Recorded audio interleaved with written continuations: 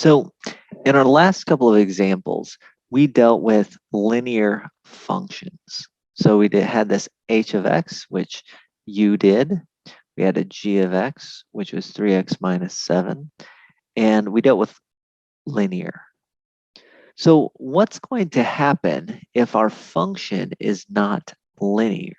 So how are we going to figure out and solve when our function's not linear? For instance, let's take this function, f of x equals x squared plus 3, and the limit of f of x is equal to 19 as x gets closer and closer to 4. So let's try to do the same thing we did, finding a delta that we would need in the definition when epsilon is equal to 1.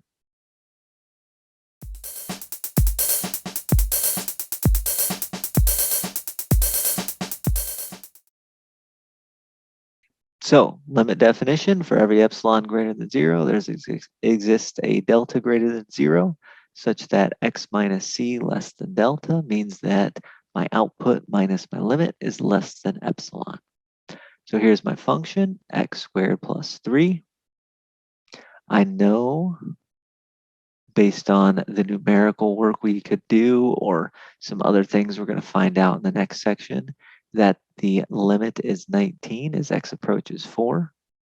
So we need to figure out what sort of delta we need to set so that x minus 4 less than delta forces my function to be within 0.01 of 19.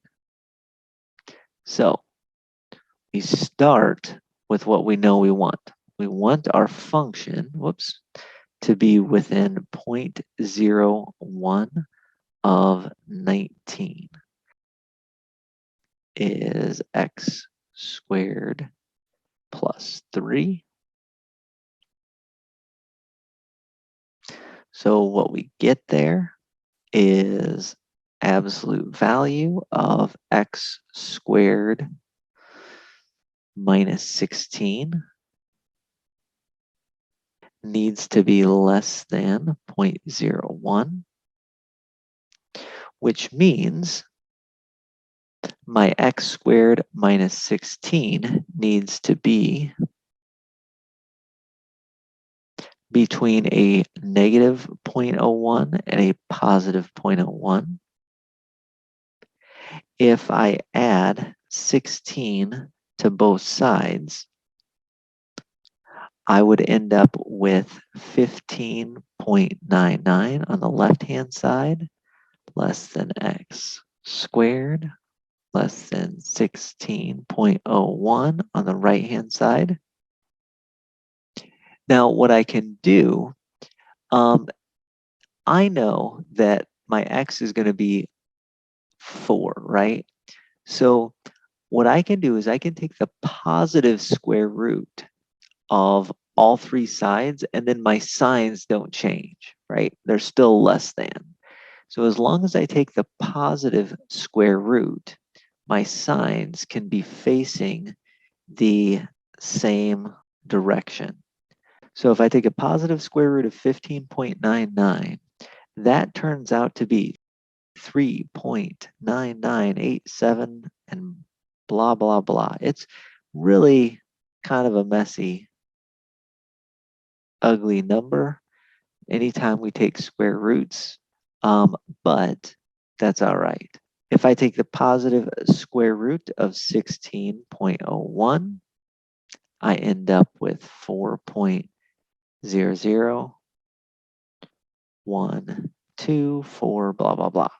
I'm rounding to 4 decimal places in each case.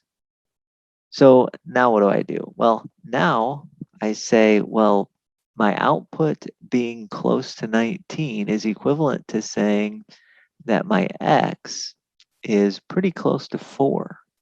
So let's subtract 4 from all sides. So because there's some weird things that happen in terms of square roots, we get our x minus 4 has to be between negative 0.0013 and 0.0012. If this ever happens, we're going to choose the smaller of the two. So smaller of the two in absolute value to say that my absolute value of x minus 4 needs to be less than 0.0012. Because if it's less than 0.0012, then it's also less than 0.0013. And that's it. Basically, if my delta is set equal to 0.0012, then x minus 4 less than delta forces my output minus 19 to be less than 0.01 in terms of absolute value. So we can basically utilize square roots and all that kind of good stuff to be able to do this.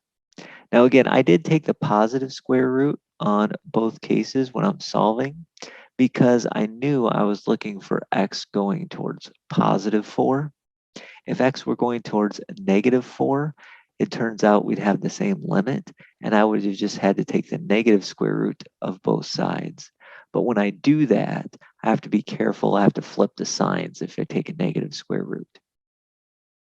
So that is how to solve this problem here, example 3.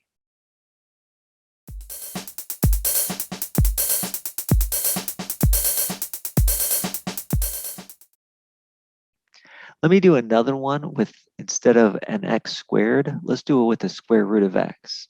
So g of x is equal to square root of x minus 2. And as x goes to 9, we think the limit of g of x is going to be 1.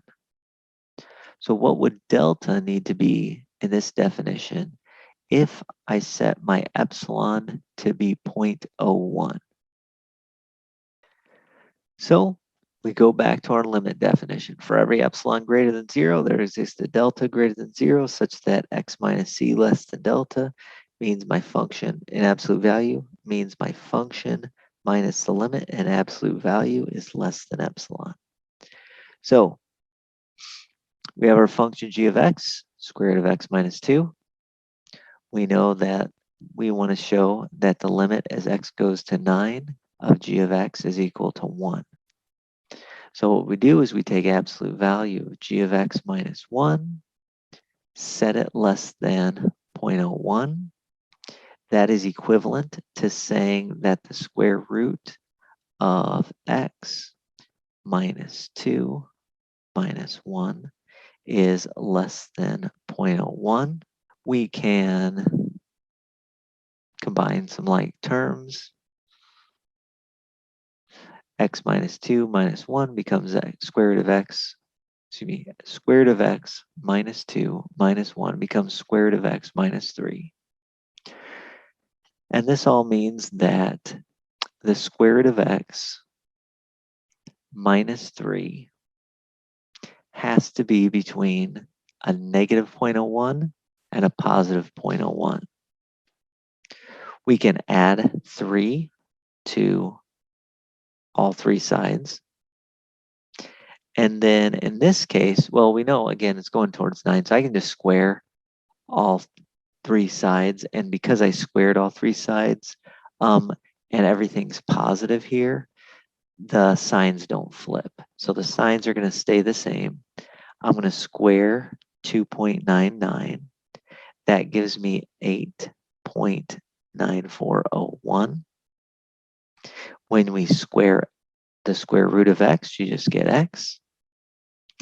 And then if you take 3.01 and square that, you get 9.061. Excuse me, 9.0601.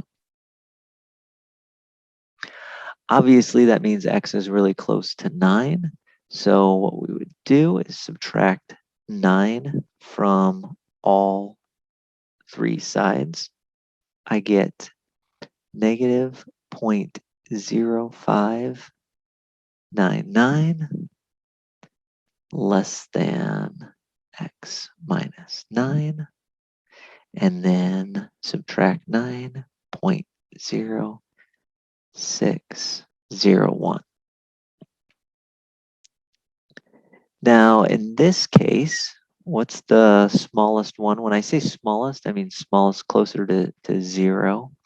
So what we would do is we would say that means the absolute value of x minus 9 needs to be smaller than 0.0599.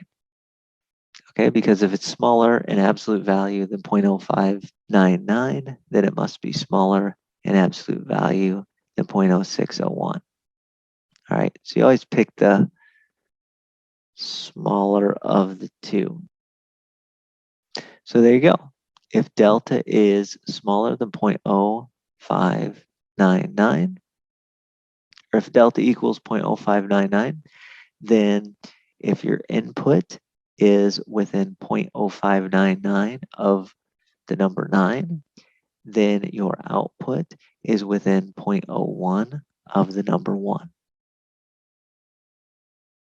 So that's how we solve that question algebraically.